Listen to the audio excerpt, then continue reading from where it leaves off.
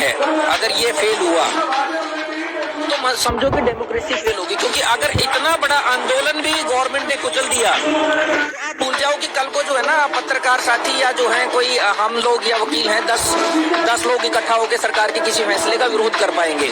सबसे बड़ी बात है कि जो जनता की आवाज है वो परमानेंटली दब जाएगी अगर ये आंदोलन दब गया तो इसका कामयाब होना सिर्फ किसान कृषि कानूनों से संबंधित नहीं है, घटिया पॉलिटिक्स जीत जाएगी। क्योंकि यहाँ पे आप बात देखिए, घटिया पॉलिटिक्स हुई, खालिस्तानी बोला गया, गवर्नमेंट ने इतना भी नहीं सोचा कि इसकी आग कहाँ लगेगी। आने वाली सरकारों को मैसेज ये जाएगा कि घटिया पॉलिटिक्स प्ले करके लोगों के आंदोलन को दबाया जा सकता है, इसलिए भी जो इस आंदोलन का जीतना जरूरी है। किसान वीरों, आपका एक बेटा जहां सेना के बॉर्डर पे तैनात है, एक बेटा जहां आंदोलन लड़ रहा है, वहीं पे एक बेटा Punjab and Haryana high court में जब पीपली लाठी कांड हुआ, हमारे 80 साल के बुजुर्गों के पैर की हड्डियां तोड़ी, तो उस टाइम पे एक अधिवक्ता का कलेजा धड़का और उन्होंने कोर्ट में मुख्यमंत्री के खिलाफ अवमानना की याचिका डालने से भी पीछे नहीं हटे।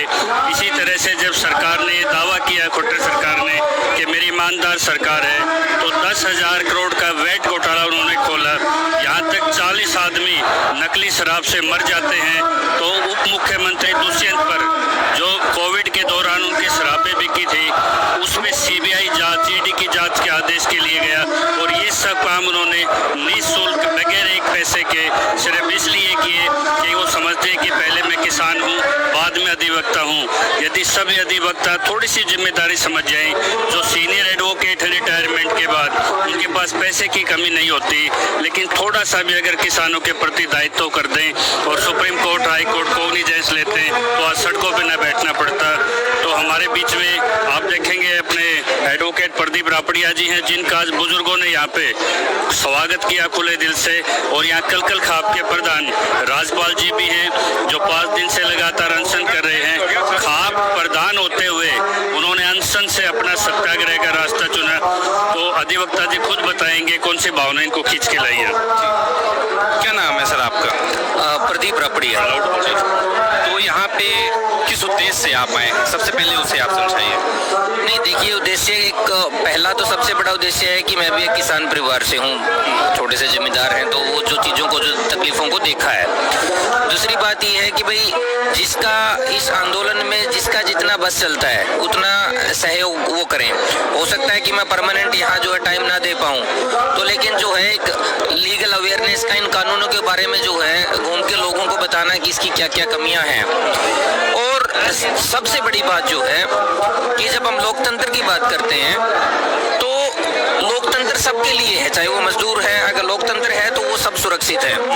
मुझे व्यक्तिगत तौर पे लगता है कि अगर ये आंदोलन कुचला जाता है, किसानों को दबाया जाता है, तो कल को अगली बारी मेरी होगी वो। तो इसी भावना के साथ लगे हुए हैं। और दूसरी बात की, आज़ादी के बाद जो है इतना बड़ा आंदोलन दूसरा, उससे पहले हमने अन्ना हजारे वाला आंदोलन देखा था, तो इसके मुकाबले कुछ भी नहीं था वो। तो और दूसरी बात यह है कि कितने ही चाहे सीएए के कानून था या दूसरे होते, सरकार जो है झुकी नहीं है। इस पे हमें लगता है कि सरकार जो है झुकेगी। और जब इतने किसान निकल के आए हैं तो मान के चलो कि इसमें जो वकील भी हैं, जजेस भी हैं, तो इसका मतलब जो है कानून में जो है कुछ तो खामियां हैं, जो किसानी को उजाड़ने की बात हो रही है।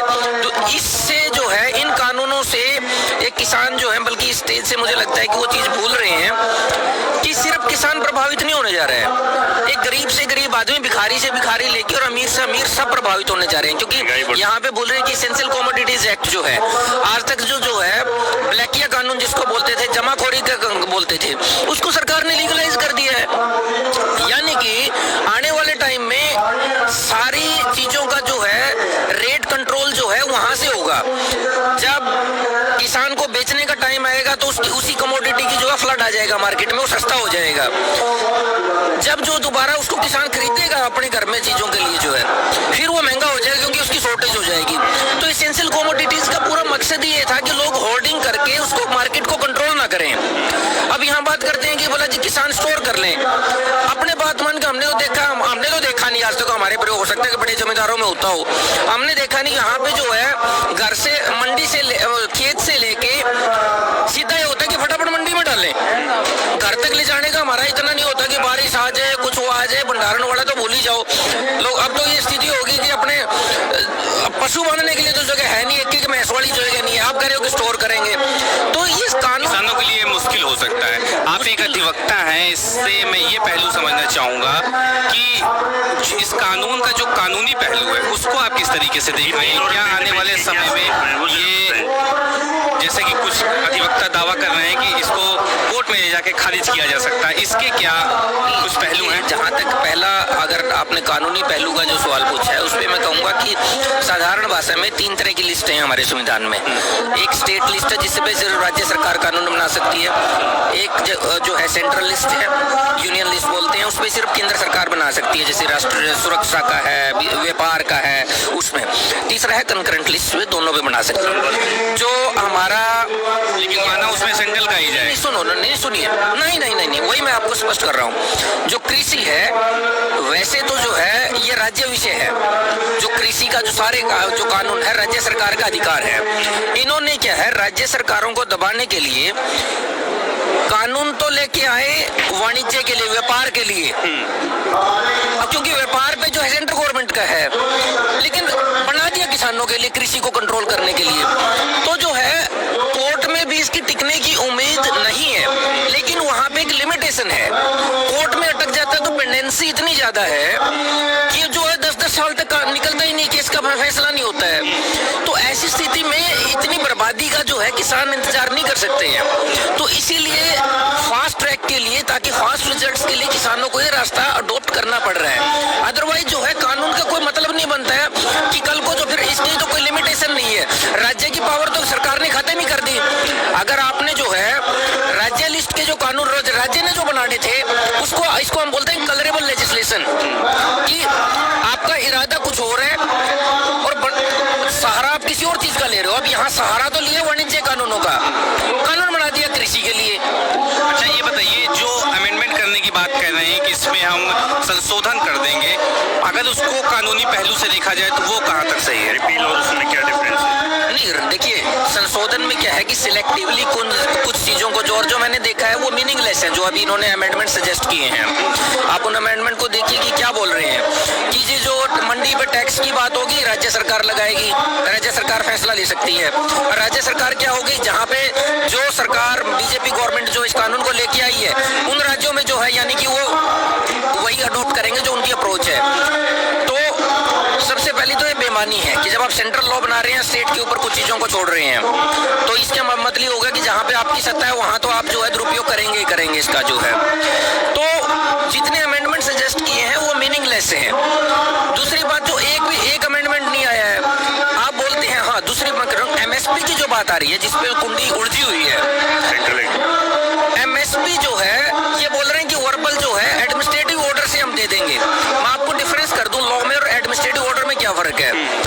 एडमिनिस्ट्रेटिव ऑर्डर होता है एज ए पॉलिसी डिसीजन जो है वो किसी भी स्टेज पे चेंज किया जा सकता है। मान के चलो कि आज बीजेपी गवर्नमेंट है, मान लो 1 मिनट के लिए बहस के लिए मान लें, हालांकि ऐसा ट्रैक रिकॉर्ड है नहीं इस गवर्नमेंट का, मान लो कि ये कहते हैं कि हम एमएसपी देंगे, जरूरी नहीं है कि बीजेपी सत्ता में रहे, कल को कांग्रेस आएगी, वो अपना जो है उसको जो एडमिनिस्ट्रेटिव ऑर्डर ही तो है, क्योंकि लॉ को रिपील अमेंड करना जो है पार्लियामेंट में बड़ा मुश्किल होता है।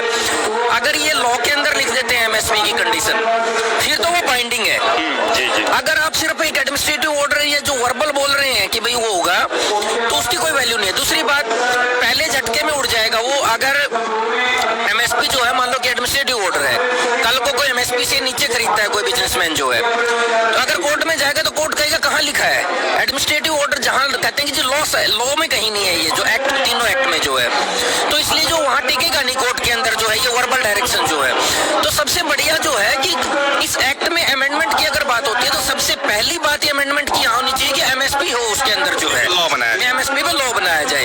अदरवाइज ये सारी बेईमानी बातें हैं। अगर हम गवर्नमेंट का इरादा भी अच्छा मान लें तब भी जो है एक दूसरी गवर्नमेंट आएगी, वो का इरादा अच्छा नहीं हो सकता। जरूरी नहीं है कि बीजेपी का अच्छा है तो आने वालों का अच्छा हो, या इनका बुरा हो उनका अच्छा हो, वो कुछ नहीं कह सकते इस बारे में। आपने शुरुआत में लोकतंत्र की बात की थी, परसों राहुल गांधी जी प्रेस कॉन्फ्रेंस करते हैं और कहते हैं कि हमारे देश में जो लोकतंत्र है केवल वो कल्पनाओं में। आपको क्या लगता है? मौजूदा हालातों में तो ऐसा ही है, क्योंकि आप बात जितने भी आपने इससे पहले जो है लोगों ने आवाज उठाई तो उसको कुचल दिया गया। जो ये ट्रैक रिकॉर्ड गवर्नमेंट का बना हुआ है, इसीलिए मुझे थोड़ी आपने बड़ी दिल की बात पूछ ली मेरे। अगर ये जो पीछे जो किसान आंदोलन है, अगर ये फेल हुआ तो समझो कि डेमोक्रेसी फेल होगी, क्योंकि अगर इतना बड़ा आंदोलन भी गवर्नमेंट ने कुचल दिया तो आप भूल जाओ कि कल को जो है ना पत्रकार साथी या जो है कोई हम लोग या वकील हैं 10 लोग इकट्ठा होकर सरकार के किसी फैसले का विरोध कर पाएंगे। क्योंकि सरकार के किसी भी सरकार के, मैं मौजूदा बीजेपी की या किसी की बात नहीं कर रहा हूँ, सभी सरकार एक मैसेज लेंगी कि जनता को कुचला जा सकता है। तो टेक्निकलिटी लॉ बुरे हैं अच्छे हैं उस 2 मिनट के लिए आप भूल जाइए। सबसे बड़ी बात है कि जो जनता की आवाज है वो परमानेंटली दब जाएगी अगर ये आंदोलन दब गया तो इसका कामयाब होना सिर्फ किसान कृषि कानूनों से संबंधित नहीं है। एक जो डेमोक्रेसी की बात करते हैं, डेमोक्रेसी में क्या है कि लोगों की तो है ना, तो इसलिए जो है लोगों की अगर आवाज बुलंद होनी है। और दूसरी बात की देखिए एक मैसेज और जाएगा कि घटिया पॉलिटिक्स प्ले करती है और चीजों से सब चीजों से ऊपर उठ जाती है। अगर मतलब घटिया पॉलिटिक्स जीत जाएगी, क्योंकि यहाँ पे आप बात देखिए घटिया पॉलिटिक्स हुई, खालिस्तानी बोला गया, गवर्नमेंट ने इतना भी नहीं सोचा कि इसकी आग कहाँ लगेगी, इसके बड़े खतरनाक परिणाम हो सकते थे। तो यहाँ पे ये कार्ड खेला गया, जनता ने रिजेक्ट कर दिया। आप देखो एक बार उठा उसके बाद नहीं उठा, तो यानी कि जो है लोगों की वहां पे जीत हो गई, गवर्नमेंट की घटिया पॉलिटिक्स फेल हो गई। दूसरी बात, एक मिनट दूसरी बात इन्होंने जो है SYL वाला मुद्दा उठाया, क्या इस समय कोई संदर्भ था SYL का? मान के चलो कि कोई बात चल रही होती बीच में तो बात रख दो, आप कोई बात नहीं, क्या कोई कॉन्टेक्स्ट था? आउट ऑफ कॉन्टेक्स्ट जाके इस मुद्दे को फिर उठाया गया। इसका मकसद क्या है कि आप ये चाह रहे हैं कि ये आंदोलन जो है किसी न किसी तरीके से फेल हो जाए। तो आने वाली सरकारों को मैसेज ये जाएगा कि घटिया पॉलिटिक्स प्ले करके लोगों के आंदोलन को दबाया जा सकता है, इसलिए भी जो इस आंदोलन का जीतना जरूरी है। किसी भी लोकतांत्रिक देश की बात करें तो वहाँ पे लड़ाई 3 जगह लड़ी जाती है। सबसे पहले संसद में, जहाँ पे सरकार काफी मजबूत है। दूसरी सड़क पर, अगर सड़क पे भी लड़ाई नहीं लड़ पाई जा रही है तो तीसरी होती है कोर्ट। अगर हम लोग सड़क की लड़ाई हार जाते हैं तो तीसरा जो रास्ता है कोर्ट का, उस पहलू में कुछ आप समझाएं। कुछ रिसेंट के जो डिसीजंस को देख के जो है, कुछ जो पास्ट में कुछ काफी सारे डिसीजन, वही चीज मैं पूछना चाह रहा हूँ कि सुप्रीम कोर्ट का क्या रुख होगा इसमें? बहुत ज्यादा मुझे उम्मीद नहीं है इस बारे में जो है ना, क्योंकि कोर्ट्स का जो है जो अगर अब नहीं हुआ, अगर कोर्ट ने डिसीजन देना है तो वो इससे बढ़िया टाइम और माहौल नहीं हो सकता। अगर ये उठ गया तो समझो कि जो है मुझे नहीं ज्यादा उम्मीद नहीं है, क्योंकि पिछले कुछ सालों से जो लोग हैं उनका भरोसा कोर्ट से कई फैसले ऐसे हैं जिसमें उठता हुआ दिखाई पड़ रहा है। तो क्या ये ऐसा टाइम है जिसमें कोर्ट को शूडो पावर अपना लेके और कुछ किसानों के लिए हित के बारे में बात करनी चाहिए? देखिए काफी सारी चीजें जो है इंडिविजुअल जज टू जज डिफर करती हैं कि किस जज के पास में क्या किस बैकग्राउंड से है। आप मान के चलो कि जो है अगर एक जो सामाजिक जो है या किसान की बैकग्राउंड से या उस तरह से जो कोई जज है तो उस हिसाब से डिसीजन होगा कि उसमें जाए। अगर प्रो गवर्नमेंट है, प्रो कॉर्पोरेट है, तो हाल ही में जो डिसीजन है से देख के लगता है कि प्रो कॉर्पोरेट या प्रो गवर्नमेंट ज्यादा रहे हैं। मैं ये नहीं कह रहा हूँ कि जो है उम्मीद कम लगाई जा सकती है, किसान कम लगाई है तो मतलब उसके भरोसे जो है कंप्लीटली भरोसे पे नहीं चला जा सकता। साइड बाय साइड लड़ाई चले तो कोई अर्ज नहीं है। लीगल सॉल्यूशन क्या है? लीगल सॉल्यूशन क्या है? लीगल तो अभी तो देखो यही है कि कांस्टेंट प्रेशर बन के रहे, और सबसे बड़ा तो ये भी लीगल ही है। आप मान के चलिए कि पार्लियामेंट जो है वो कोर्ट से भी एक हिसाब से जो है कोर्ट के लिए भी जो है लॉ को लेट डाउन करते हैं वो जो है। तो अगर पार्लियामेंट को जो है, पार्लियामेंट में तो कहूँगा रूलिंग गवर्नमेंट और ओपोजिशन दोनों की बात है, वहाँ कोई एक की बात नहीं है।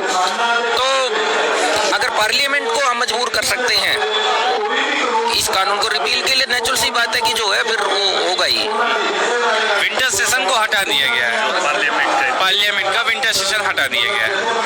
तो जिस तरीके से किसान किसानों की आवाज़ बुलंद हो रही है और किसानों की ये मांग हो रही है कि जल्दी से जल्दी विशेष सत्र बुला के इस कानून को समाप्त किया जाए और सरकार की तरफ से फैसला आता है कि विंटर सेशन को भी हटा देते हैं। अब वही तो बात जो आप पहले के राहुल गांधी की स्टेटमेंट कर रहे थे, कहीं ना कहीं उस हिसाब से वो जस्टिफाइड लगती है कि भाई लोकतंत्र कहाँ बचा। पहली बात तो सोचिए कि मैंने अभी स्टेज पे ही मैं बोलने वाला था, टाइम नहीं लगा। लोकतंत्र कहाँ बचा? इस सुप्रीम कोर्ट ने एक नहीं दर्जनों फैसलों में ये क्लियर किया हुआ है, ऑर्डिनेंस रूट जो है सिर्फ इमरजेंसी की सिचुएशन में लेके आएंगे। अब मुझे कोई बताए इस देश में कि आप कौन जो इतने आजादी के टाइम से लेके और अब तक कुछ चल रहा था स्टेटस को, ऐसी कौन सी इमरजेंसी आ गई थी कोविड के दौरान आपको ये ऑर्डिनेंस लेके आना पड़ा? कौन सी इमरजेंसी सिचुएशन थी?